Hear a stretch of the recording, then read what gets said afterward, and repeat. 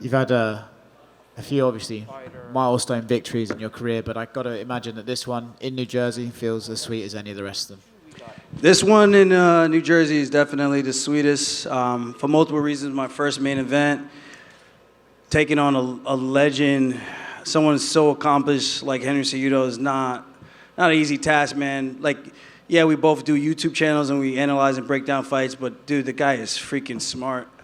I don't think a lot of people can even appreciate what was going on in the middle of that octagon.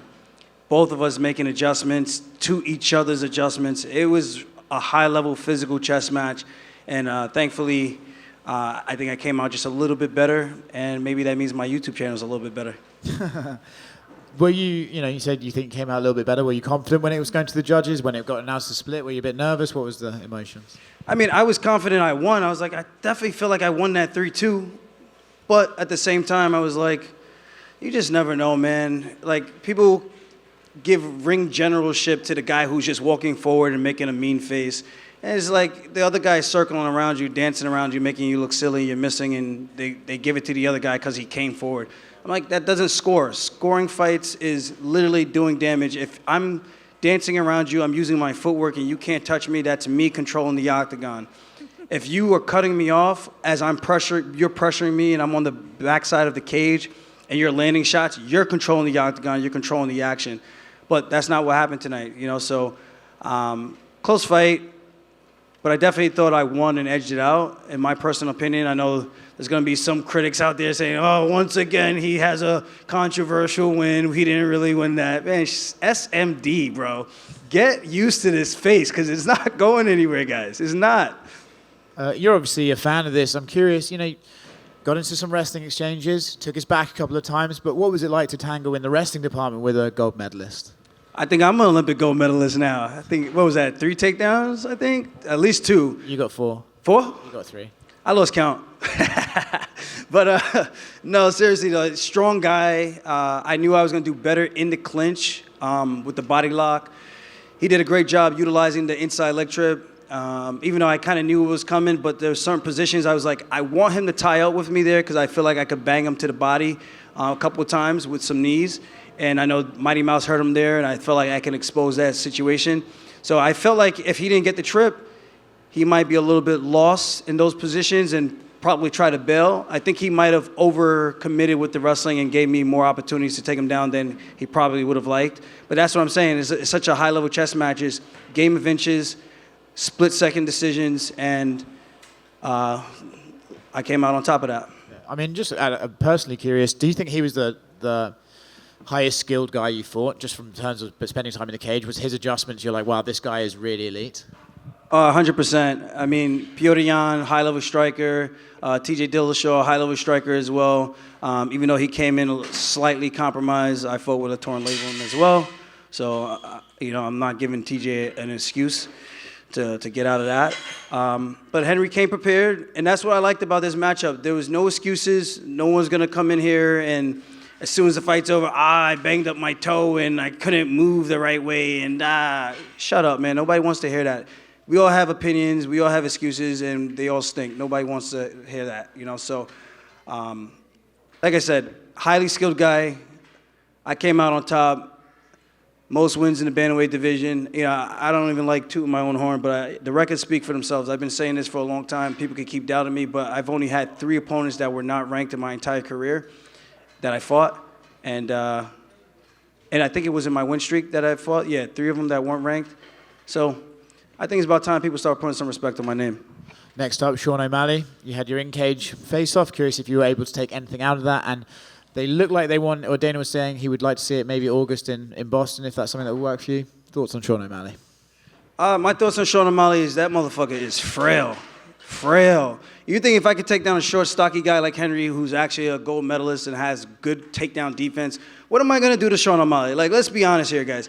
Like, yeah, he's been promised the title shot. He opted not to take the title shot and gave Henry a chance to come back and chase history. I beat Henry. Now there's no more running. You either want to swim with the big boys or you don't. If not, get the fuck out of the pool or go up a weight class or some shit. Don't keep sitting around here talking and barking and not saddling it up and taking the opportunities that are given. This is what the sport's all about. You take the opportunities that are given to you.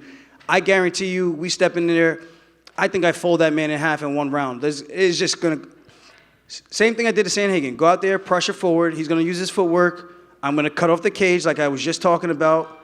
Eventually, he's going to be on his back foot, let him throw a stupid kick that I'm going to catch. I'm going to body lock him. I'm going to fold him in half like a lawn chair, and that's going to be the fight. Signed, sealed, delivered. Don't even need to see it now. You just gave us the perfect breakdown right here in front of you, Aljo.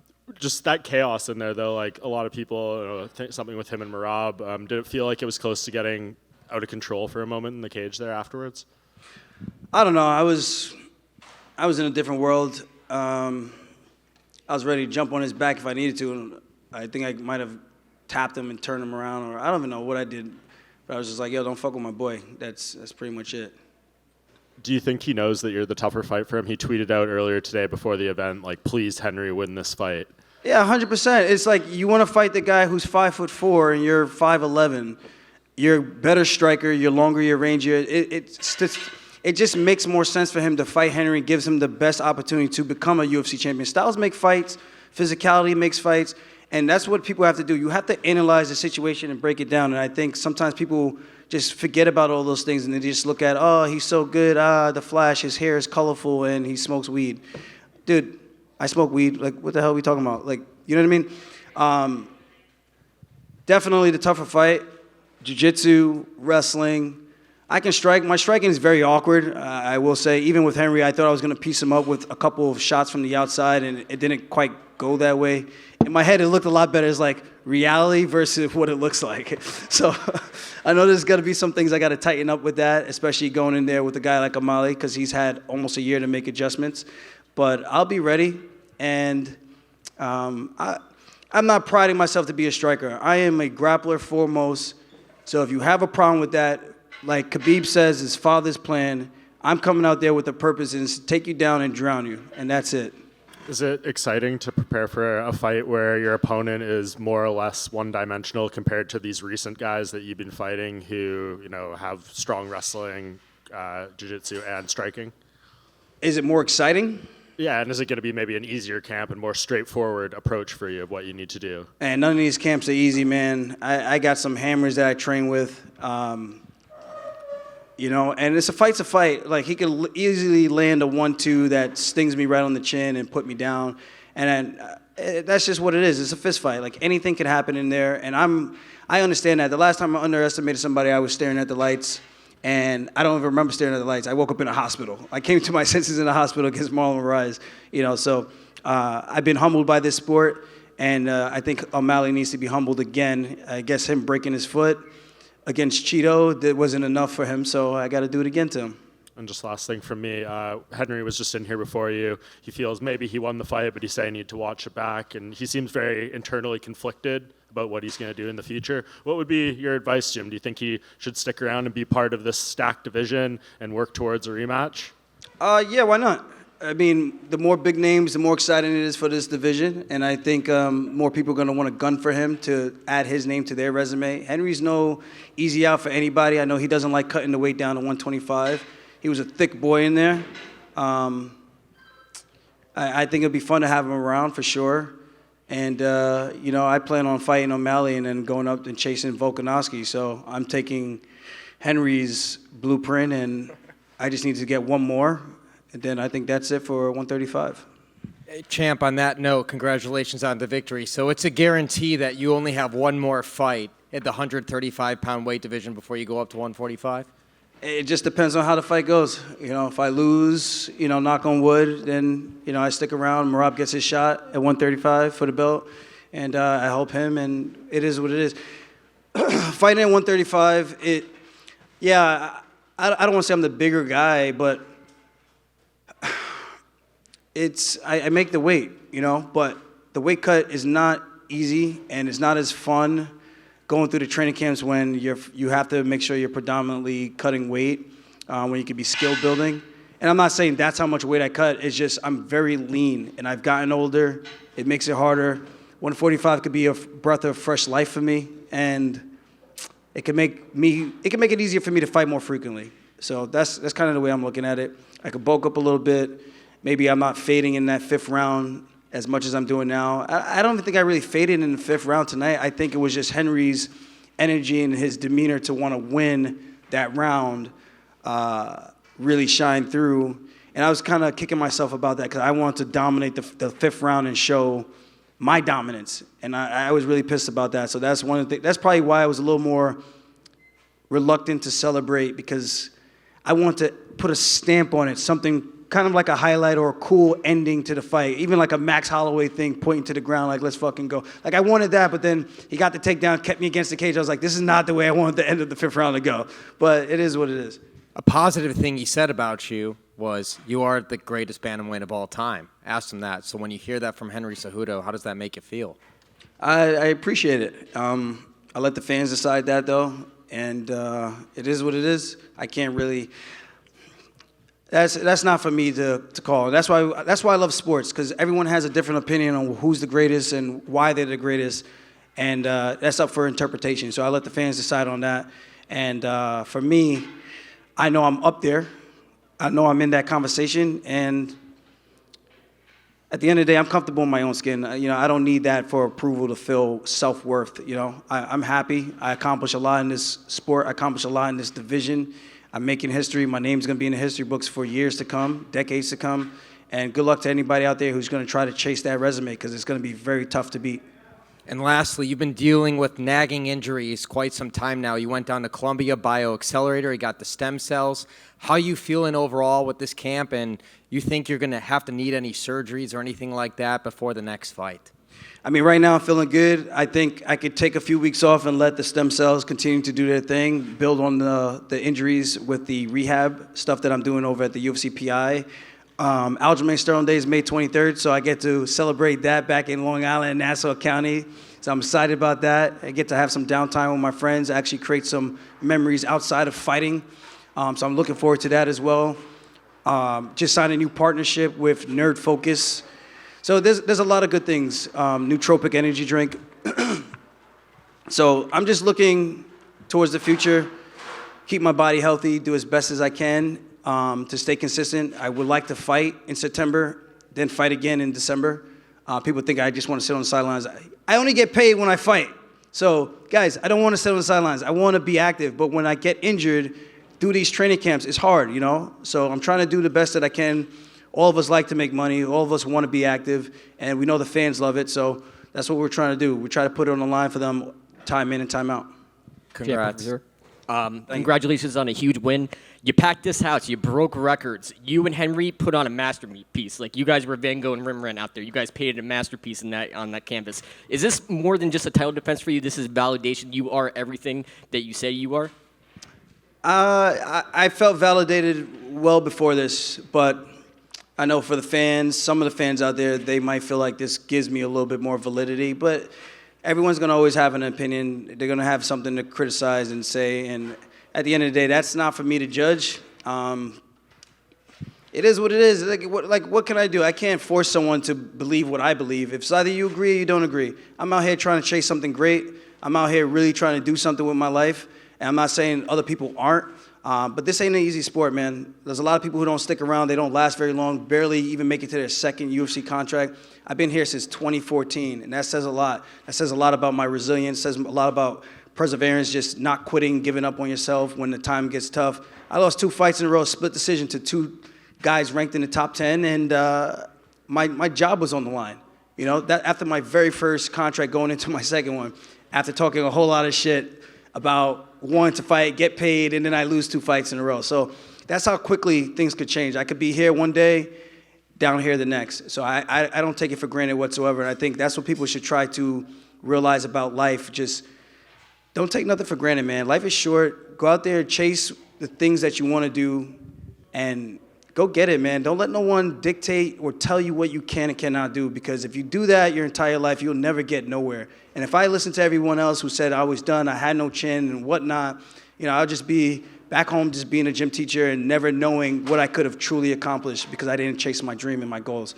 Here I am today, 3 defenses in a row. Like, life is fucking good. Like, I had no idea I'd be here. Bought my mom a house, bought her a car. Like, life, this is icing on the cake for me. Like, thank you to the UFC staff for providing this opportunity for me to ever set out to do something like this. And gratitude is the biggest way of just showing signs of respect for me. And yeah, I might talk a little shit to my opponents, but at the end of the day, I know we're all chasing the same dreams. And like I said before, sometimes in the sport, you got to crush another man's dreams to accomplish your own. You showcase so much creativity and intelligence in there, and the strategy, it seemed like, because some of it was just way over my head, some of the technique that you were showcasing, but what's the strategy to make sure that he didn't get that shot off? Because people stay out of the pocket, and that's what Henry uses because people are afraid of the takedown. So, he always keeps people at bay because they're afraid of the takedown. He's able to get shots off. What's the strategy from the great Regalongo and the great Matt Serra and yourself to keep that pressure on, and how soon were you able to make adjustments, and did you have a plan B and plan C in case that didn't work? Yeah, I always have a plan B and plan C. You got to be able to adjust. And I think coming into this fight, collectively, we all knew, like, if I get the fight to the ground, he's fucked. But, for the most part, I didn't really get to do too much on the ground because of the timing of when I got the takedowns. So it was just more so trying to be creative on the feet, not taking too much damage and inflicting as much as I can to try to outpoint where I can outpoint. And if I could get the takedown, try to do as much damage as I can, and in the clinch, beat him up in the clinch, being the bigger, heavier guy, longer guy. I know he had some trouble with Mighty Mouse in the clinch position, and I felt my range and my length, being able to just lift my knees, attack the body, I'll be able to beat him up in those positions, and that's what we did tonight.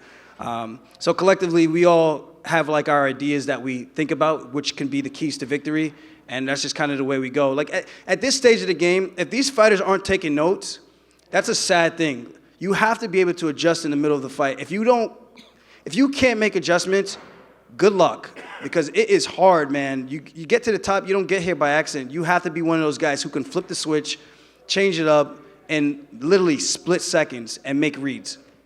And one more question from me. Can we all agree after this week that Merab is a national treasure and needs to be protected at all costs? I think we all need a friend like Merab in life, just saying. Oh, 100%, man. Like I said, this guy would take his shirt off for anybody, not even knowing any one of you guys, he would do that for you guys. That's just the type of dude he is. And there's not a lot of good people in the world like that today. I think sometimes people forget, like, even though, we fight this kind of a rough, savage sport, but we're still human at the end of the day, and he's like a prime example of what it's like to be outside of the cage. Like, we're in here, we're trying to be vicious, we're trying to break records, we're trying to hurt each other. But outside of that, he's a really good dude. We're really good people. At least I like to think that. And I think that's the way you kind of got to live your life. Like, I treat the janitor the same way I treat the president of the UFC. Like, there's no difference, and I think that shows a lot of character. And when I see people judge people and treat people different ways because of their status in life, I don't like that. I can't get behind someone who's like that. Champ, over here to the far right over here. I wanted to ask about, did you get a chance to see Conor McGregor's messages after the fight? He was very complimentary. He said you won the fight 4-1, and he was not very complimentary of Henry's performance. Conor's my guy. Proper 12, baby. Let's go. No, I didn't see the tweet yet, but I would like to talk to Conor about pursuing my own rum career with my own drink. I'm looking to still launch my own line. I got some stuff lined up, some designs and some things like that in the works. I do like to drink. I actually didn't drink this entire training camp, which is a first for me in a very long time. But, life is about creating new adventures and things like that. Eventually, this door is going to close. I want to make sure I set myself up. So I do appreciate the words from Conor. He was very complimentary of Merab before his fight with Petr Yan when we met him in Vegas.